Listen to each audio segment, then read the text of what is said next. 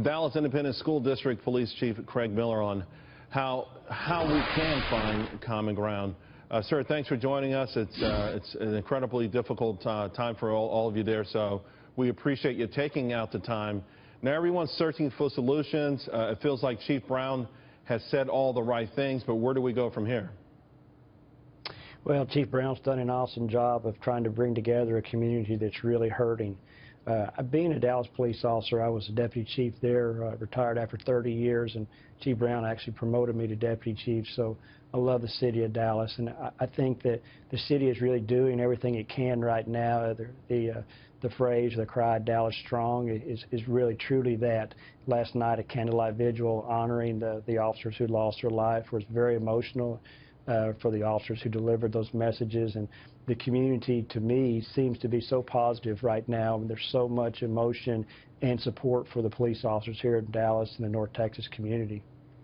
There is, and you know, I think Dallas is interesting in a sense that from what I've read just a year or so ago, murders dropped to an 80-year low. Now, maybe there was a more recent spike in criminal activity, but to a degree, Dallas has been something of a template for how you get better community policing to work, hasn't it?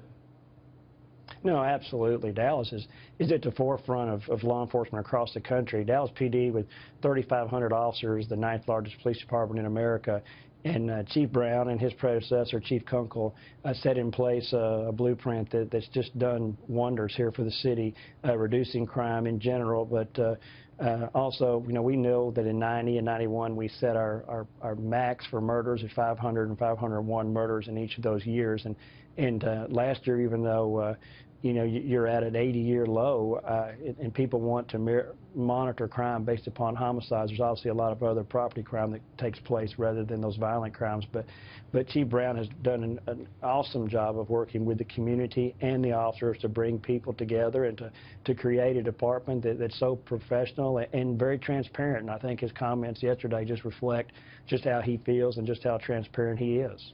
In a moment, we're going to hear from Presidents Bush and President Obama. How important is it that these leaders get it right and set the tone for the rest of the nation to use as a feed-off, as a cue? Well, it's really important. I think that our nation is hurting in law enforcement here in Texas, but not just Texas, across the country. And you know, we need to know that people back us as law enforcement and police officers. You know, we are tasked with doing jobs that so many people don't want to undertake that fall upon us. And we're forced to make split-second decisions that people can Monday morning quarterback for years to come as to whether what we did was correct or not. And to get people to come into this profession and stay in this profession is so important, because we have to have police officers.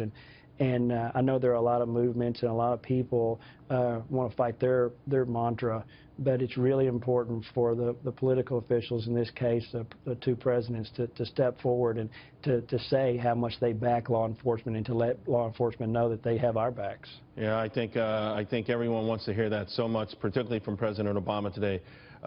Chief Miller, thank you very much. Really appreciate your service and your time. You're welcome, sir. Thanks. Thanks.